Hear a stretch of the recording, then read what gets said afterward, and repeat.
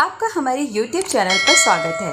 हमारे साथ जुड़ने के लिए हमारे YouTube चैनल को सब्सक्राइब ज़रूर करें और बेल बटन को क्लिक ज़रूर करें ताकि हम अपनी नई वीडियो और शॉर्ट्स वीडियो को आप तक पहुंचा सकें। भारत में हाल के दिनों में जगह जगह नदियां उफान पर हैं तो बारिश ने तबाही मचाई हुई है।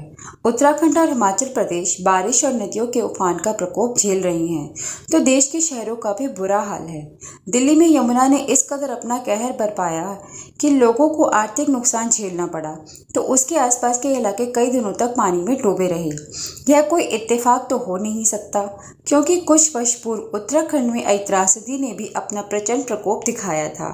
कई का मानना है कि प्रकृति के साथ छेड़छाड़, नदियों के रास्ते आसपास बसावट, उनका रास्ता रोकना, ऐसे कई कारण हैं जिससे प्रकृति पर अपना प्रचंड रूप दिखा रही है, जिसका बड़ा उदाहरण उत्तराखंड रहा है जहां लोगों ने तीर्थ स्थल को पिकनिक स्थल बना दिया था। वहीं कई का मानना है कि मौसम में उथल पुथल के कारण बारिश हो रही है। देखें यह रिपोर्ट। इतना डेवलप है, साइंस को अगर हम डेवलप कर रहे हैं, साइंस और टेक्नोलॉजी अगर डेवलप, तो ये भी तो हमें होना चाहिए ना कि अगर हम अपने आराम के लिए चीज़ें खोज रहे हैं तो उसकी व्यवस्था भी तो हमें ही करनी पड़ेगी ना। व्यवस्था कौन करे? अगर हम पेड़ को काट रहे हैं तो पेड़ लगाने का काम भी तो हमें ही करना पड़ेगा ना। देखिए जितनी भी नदियाँ हैं सब में सीवर बहता है। हर सिटी के पास जाइएगा तो वहाँ पर सीवर लगा हुआ है। सीवर सारे शहरों के सीवर जो उसमें नदियाँ जो है वो उतली हो गई है, उनकी में मिट्टी भर गई है। उसको आप साफ करवाइए, गहरा करवाइए ना मिट्टियों को, नदियों को। देखिए पानी है, कहीं भी फ्लड नहीं आएगा। उसमें से आप 10-10 फुट 20-20 फुट मिट्टी निकाल दीजिए, रेत निकाल दीजिए नदियों से। अगर आप नदियों के बेसिन में रह रहे हैं तो मिट्टी को, नदी को गहरा कर दीजिए आप। गहरा एक कहानी है ना कि जब बाढ़ आता था तो राजा ने पूछा कि क्या उपाय है, तो जो उनका मंत्री था उसने उसमें सिक्के पिकवा दिए और लोग सिक्के खोजने के लिए पूरे नदी को साफ कर दिया। तो नदी जितनी अपने आप गहरी हो गई और बाढ़ आना बंद हो गया।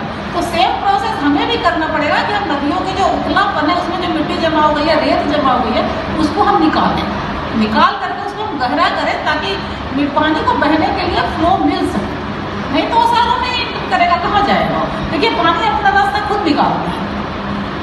तो ये जो क्या कहते हैं, देखिए ऐसा है कि प्राकृतिक आपदा जो है वो हमारा बुलाया हुआ आपदा है। देखिए बारिश हमेशा होती है, ऐसा तो नहीं है कि बारिश आज हो रही है। बारिश तो हमारे यहाँ इंडिया में मौसम 3 तरह के हैं और तीनों मौसम सर्दी, गर्मी और बरसात का मौसम है। और आज से 10 साल 20 साल पहले अगर आप देखें तो मौसम बहुत फुल फ्लेम में तीनों मौसम होता है, उसको लोग इंजॉय करते हैं। लेकिन आज हम उस मौसम को इंजॉय नहीं करते। बारिश होती है तो बाढ़ आ जाता है, गर्मी पड़ती है तो रेडिएशन होने लगता है, लोगों को गर्मी बढ़ जाती है, सर्दी होता है तो सर्दी में कुहासे और पॉल्यूशन बढ़ जाते हैं। तो इसका कारण क्या है? तो सारे कारण जो है हमारे क्रिएट किए हुए हैं। सबसे पहले तो देखिए अभी तो बाढ़ की समस्या है। बाढ़ की समस्या आप सबसे पहले देखिए तो हम नदियों के क्षेत्र को, जो उनके बहाव क्षेत्र है उसमें हम रहने लगे। दिल्ली में ही देखिए जितने भी बहाव क्षेत्र है, जो नदियों का, यमुना नदी का जो बहाव क्षेत्र है उसमें लोग रह रहे हैं, खेती कर रहे हैं, रह रहे हैं। इवन जितनी बड़ी बड़ी मंदिरें बन गई हैं, सब बन गई हैं। पहाड़ों में जाकर के देखिए तो पहाड़ें जो है वो नंगी हो गई है। पहाड़ों में प्लांट है ही नहीं। प्लांट जो है हमारा, देखिए जब जंगल होते हैं तो उसमें 2-3 लेयर के प्लांट होते हैं। घास होता है नीचे में, ऊपर में श्रब्स होते हैं, उसके बाद बड़े ट्री होते हैं। तो वो सारे जो होते हैं मिट्टी को पकड़ने का काम करते हैं। अगर वो है नहीं, आज सारी जो जितने भी पहाड़ हैं वो नंगे हो गए तो उसमें मिट्टी नहीं है, घास नहीं है, कुछ नहीं है, तो ऑब्वियसली लैंडस्लाइड तो होना संभव ही है। तो इसके लिए हम दोषी हैं ना। और तीसरा क्या है कि देखिए जितने भी हमने नदियों में बांध बनाए हैं, नदी से बारिश से सारे नहीं डूबती हैं बांध के गेट खोलने से। तो हमने बहुत ऊंचे बांध बनाए हैं, पीछे में जल भराव हमने बहुत कर दिया है। जब उसका बारिश होती है, जब वहाँ पर पानी जो है वो ज़्यादा भर जाता है, जब हम गेट खोलते हैं तो जो तेज़ी से बहाव आता है और फिर शहरों में घुस जाते हैं, पानी आ जाता है और बाढ़ की संभावना हो जाती है, बाढ़ की सिचुएशन जो है क्रिएट हो जाता है। तो देखिए इन सब चीज़ों को रोकने के लिए हमें बहुत सारे कदम उठाने पड़ेंगे। तो आप ये मानते हैं कि आप जमुना की बात कर रहे हैं, यहाँ पर जो बाढ़ पीड़ितों की बात कर रहे हैं, तो आप सबसे पहले तो देखिए जाकर के उनको देखिए वो आदमी रहते कहाँ हैं।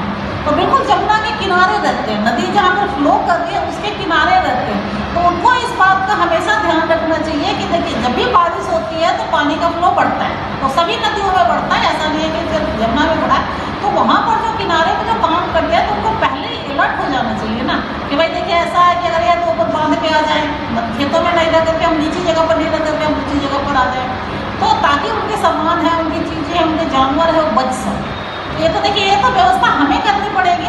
जो वहाँ रहता है उसको करनी पड़ेगी ना व्यवस्था। हमें खुद अलर्ट में जाते कि जब तक हम अलर्ट नहीं रहेंगे तब तक ये चीज़ें संभव नहीं है। सरकार कहाँ तक करेगी?